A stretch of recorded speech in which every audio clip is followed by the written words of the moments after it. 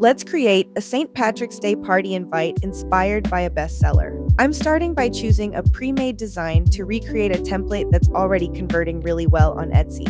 When something is performing well, it usually means the layout works. So instead of guessing, we're building from a proven structure. First, I'm centering all of the text.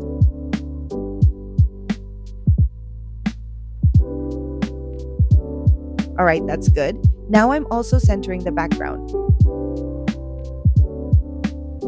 Once the structure looks clean, I'm changing the text.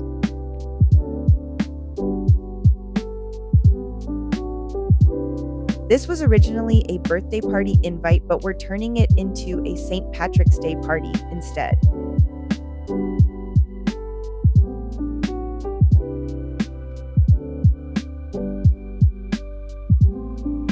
We're just changing the wording a little bit, and the layout can stay the same.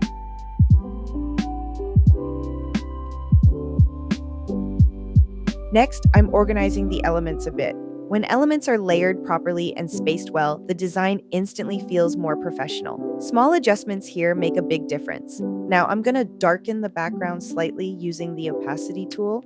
I'm doing this to create more contrast. When the background is a little darker, the text stands out more, and readability is everything for invitations. I'm going to experiment a little. Maybe delete this element and test a few new ones.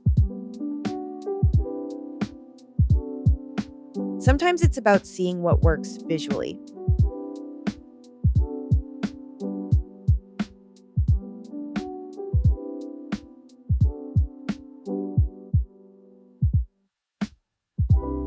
Actually, I think I'll keep it simple and just stick with this one. It feels cleaner, and clean usually converts better. There you go, a simple way to take inspiration from what's already selling. Remember, you don't have to reinvent the layout. Just refine it and make it your own.